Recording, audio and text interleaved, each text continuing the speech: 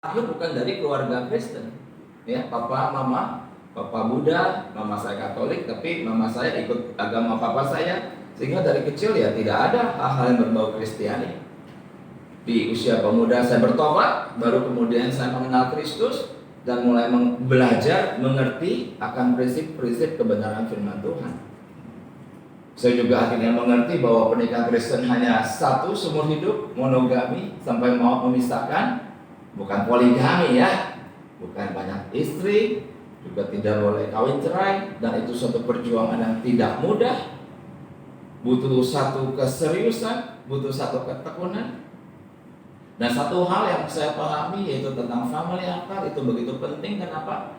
Karena saya teringat satu sore saat saya masih kuliah, jadi saya menikah dengan Liana itu saat saya naik ke semester 3, saat saya kuliah di STT Reform. Nah, satu sore Pendeta Yakub Susabda memanggil saya, lalu dia tanya, "Wifah, kamu gimana?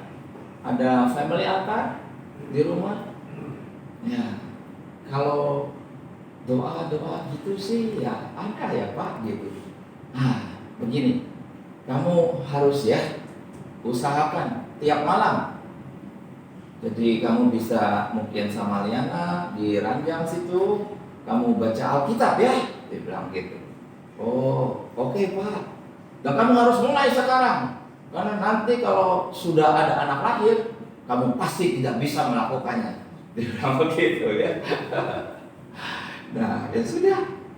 Saya sebelum anak saya pertama lahir, jadi anak pertama itu dia mengalami lahirnya 1,5 tahun setelah kami menikah ya. Nah, jadi sebelum itu ada masa-masa tiap pagi, tiap sore, tiap malam kami itu ada di ranjang baca Alkitab, ya, lalu berdoa seperti itu. Nah, tetapi setelah anak lahir apa yang terjadi? Wah, betul, kehidupan itu upside down ya. Jadi kehidupan itu menjadi kacau. Biasanya jam 8 malam itu kita bisa ada family altar, tetapi sekarang jam 8 dia belum tidur anak kecil ini. Ya, lalu seharian kita juga capek. Ya, jadi kita betul-betul hidupnya juga upside down, sehingga schedule itu sudah akhirnya menghilang. Nah, tetapi ada something yang very unique. Jikalau kita berhasil memulai, ya, maka saat itu tidak ada, terasa ada yang hilang.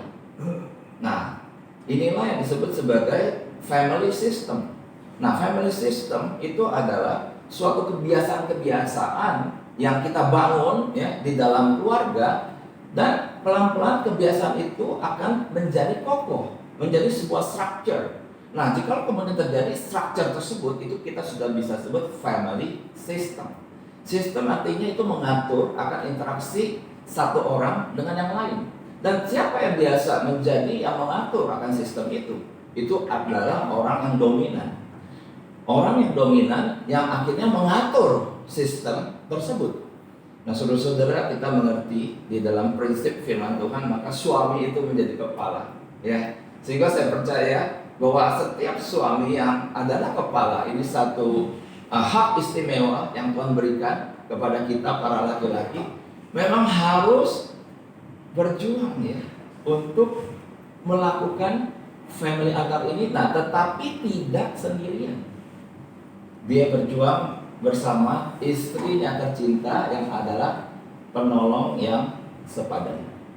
Sebelum saya melanjutkan, saya ingin membuka bagian firman Tuhan dari Ulangan 6 ayat yang ke-6.